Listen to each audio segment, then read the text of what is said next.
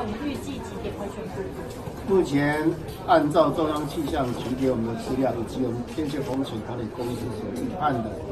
因为是一个强台，风力跟雨势都是达到停班停课的一个标准。福山国小校长因为上次发生了4.6台风以后，福山变成一个孤岛校院。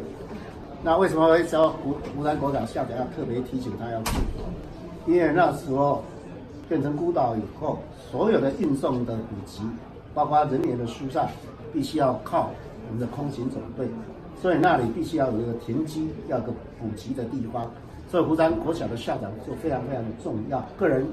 那没有问题，我已经习惯了啊。这个住办公室也好，不管睡哪里也好，都是一样，我随时备战。那我一定会全力跟我们同仁站在一块。那风力跟雨势，今天晚上就会慢慢的进来。那我们把我们的备战的精神全力摆在我们的营战上面，所以大家好好加油。再来，风力、雨势都非常的大，我们不能掉以轻心，我们要全力迎战。所以这2天的准备工作，谢谢我们各位的努力，也谢谢柯区长全心全力在预防性的灾害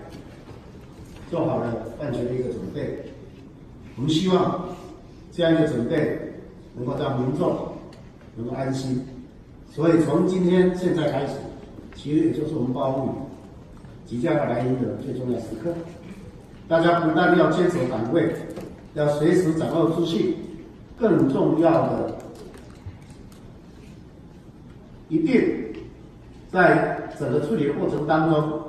自己要以身作则，身先士卒。尤其区长，重要的状况自己要到场去看，你才能够了解状况。各局处所长也是一样，只有你到场才能够完全掌握状况。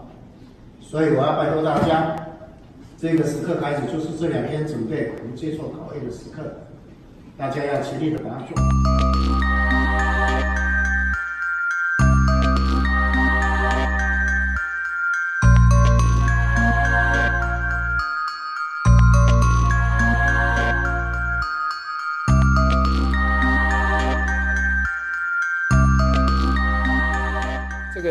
今天这个地震，我们认为说，对于这个地区所累积的这个能量，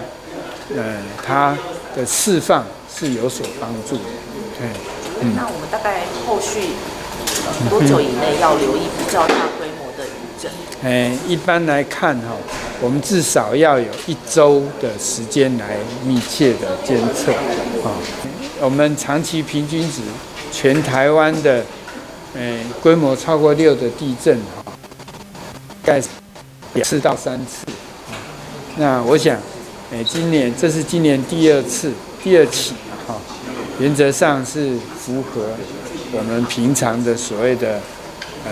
这个能量释放，的一个长期平均值我想我在前几次的发生的地震都有曾经说过，